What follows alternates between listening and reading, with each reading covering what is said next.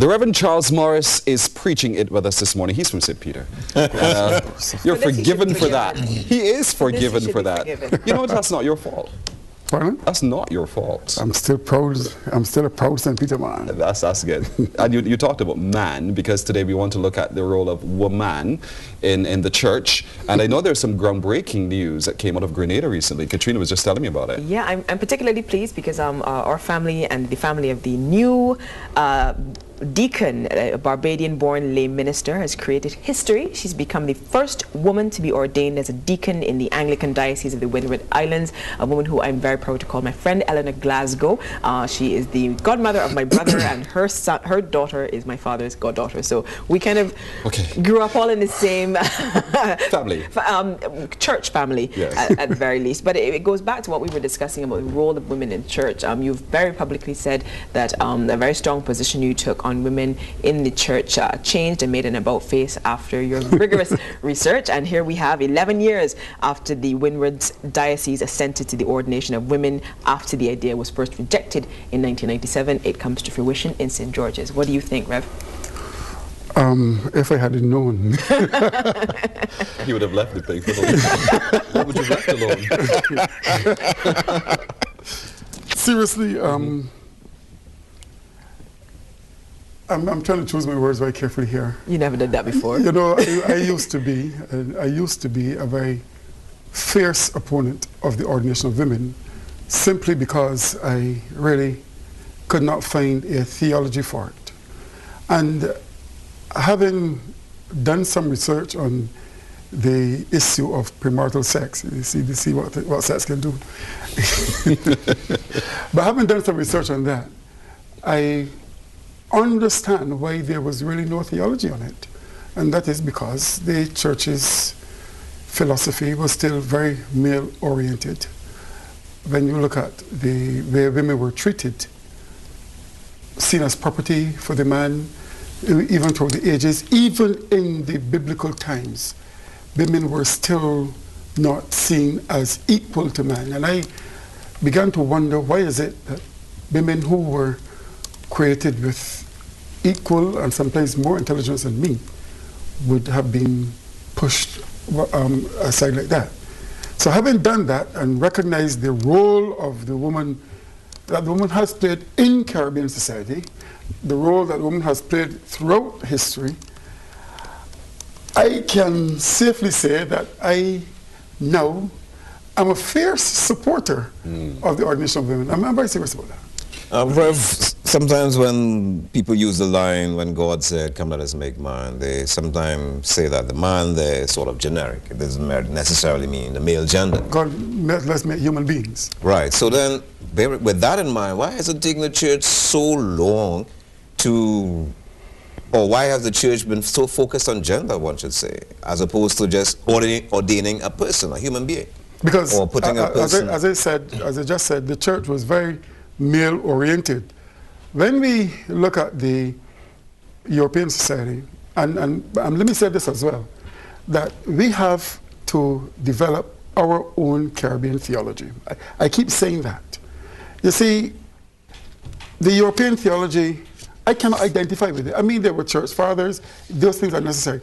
But I have to identify from my own Caribbean experience. And in my own Caribbean experience, the woman has played a pivotal role.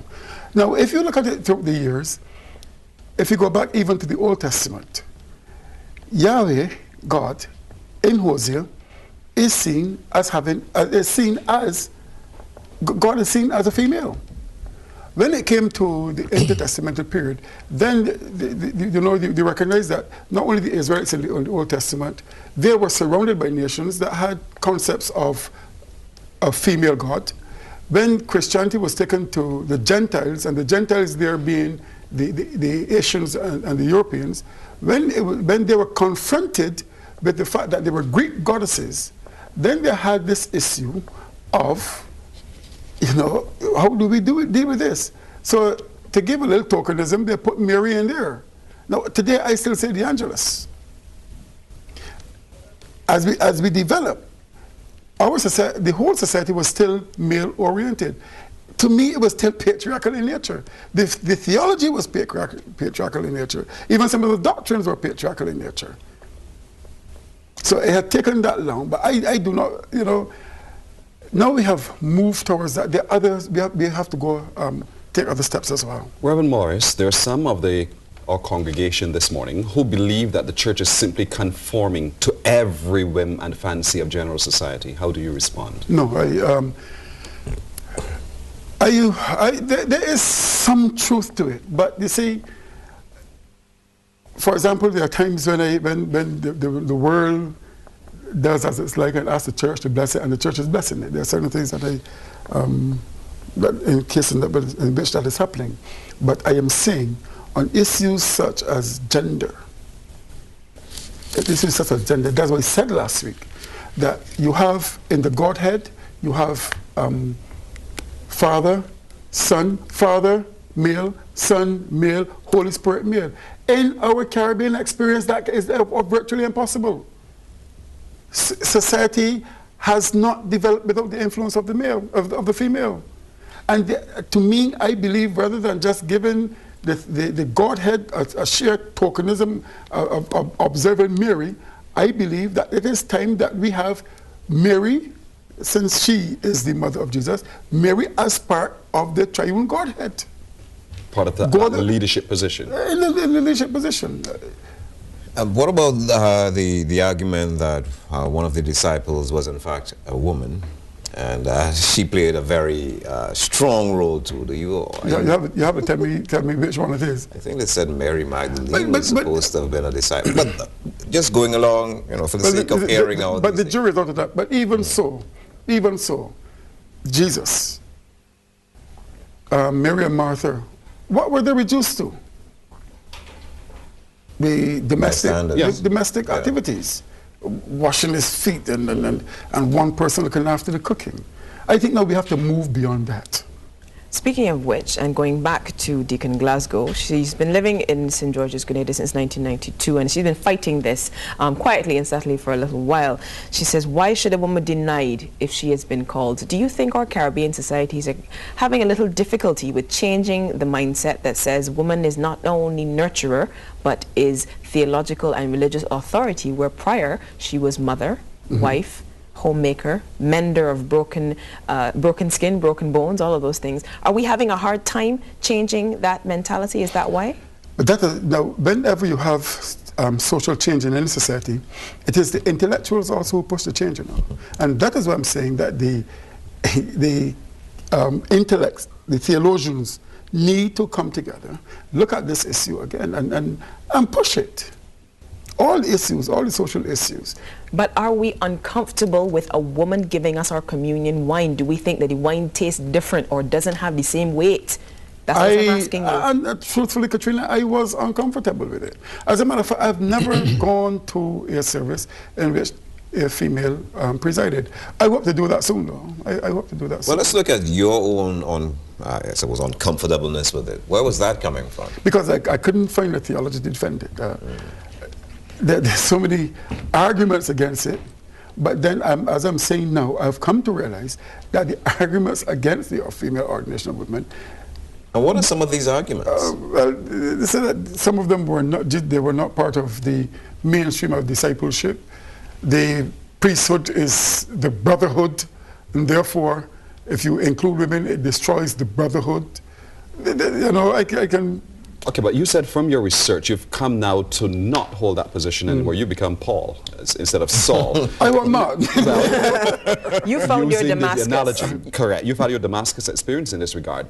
What have you found that shook that resolve that you had before in theology? As I said, the way women were treated in the patriarchal societies. Yeah, you could feel a way about it, but what have you found in theology that really... They were property. For example, that a woman existed because if she existed as the property of the husband or the property of the father. Right. I understand that. But I'm saying that we all understand. Your shift is because you think now that was wrong. That was wrong, yeah. Yeah. But you don't have anything in theology that supports necessarily that a woman ought to ascend to the highest position in church? Well, again, I don't see anything in the Bible that says so. Right. I don't see anything in the Bible that says so. Like a number of issues. So therefore, we have to look now at the society in which we live. I do not believe, now, having looked at it, not only the issue of the ordination, but on many theological issues as well. It seems as though we are waiting on Europe and North America to make the move, and then we make the move. Okay. And that's the point you were making last time we spoke, was that we needed to sort of look at the theology and include women in it. And my question then and still now is, because it is what it is, and because it is, you know, the theology and it is what guided us before, how do we change it or fashion it and then not have people say, well, you know what, that is still not the theology because you just put that in? Have women not changed and fashioned our society? Haven't we come up in a society in which there was my mother who fathered me? Do we just leave it in a social setting and not transfer into a theological setting as well? I think we ought to. Well, in this case, I think you're speaking to more of the choir in that respect, but I'm thinking about what the people who have been against this for so long, how are we going to get them to come on board? You know, how are we going to say to them? But that's what the intellectuals are there for. When the European society changed in the 19th century, it was the intellectuals, the Enlightenment period. They enlightened people. So you're saying the Caribbean intellectuals should lead the way in this aspect? They did it. They have done it in sociology. They have done it in history. They can also do it in theology. What is the word coming from the Caribbean intellects on this issue? Have you had a chance to canvass some of them? No, I haven't. You haven't. Will this matter take precedence at the next Anglican or Methodist Synod, especially now with the ordination of Deacon Glasgow? Well, we've had ordinations, female ordination here in Barbados since 1994. It was, I think it was. However, the chain is as strong as its weakest link, and if it's taken Grenada this long, do we not still have work to do? I think there may be Guyana still. I think so. I'm not sure. Were there any logistical arguments? There was a story told of an entire construction site built with one bathroom, and then they made the mistake of hiring a female foreman, and they had to burst a wall down, give her own bathroom, and it was a big hue and cry. Are there logistical considerations for the ordination of ministers? I'm trying to find some female ministers. I'm trying to find some basis, something somewhere that would give this lobby, which has been so strong for so long, any sort of meat whatsoever. Which lobby? Against female ordinations. As I said, if we remain in the theology of the patriarchal society, we will all find arguments against it. Okay. We'll all find arguments against it. I am dealing with a Caribbean society in which women look. If you look at the Your sin is grinning. Be careful. I'm going to be nice. Well, I know the Methodists have ministers for a long time. Got Long that right. time. I know he wanted to say that For a long time. But But yeah, I'm coming back to, I've written the word conforming down because, again, I can hear the voices of so many simply saying, again, there we go, allowing women to get whatever they want. And to the extent sometimes where men are further marginalized. And if we allow and we open up the doors to the bras, then look out, the bars will close. I am saying that never ever equate the two, never put the two together. Marginalization of men with the advancement of women. It is a problem. You're going to find questions will be asked. The two need not be like that. It need not be like that, you know. Both can develop in a society. You know, if you check the animal kingdom, you know, we say that the lion is king of the jungle, right? That's what we say, he's king. What does the king do? The king sits and the woman goes over and hunts and does all of these things and then bring back food and he eats. I'll tell you what though, the only thing that stirs him is when the woman is threatened. Right. Yeah, but he doesn't feel a way about his position, and she doesn't seem to feel a way about her position either. But that's what we have to do. I think we need to look at each role, male and female, as complementary. One complements the other. So what would be the process, though, of getting a change in theology? Would we have to take it to the Church of England? Do you sign a petition? What would be the process? We have one of the oldest theological seminaries in the world here in Barbados. And I think that is where we have to start.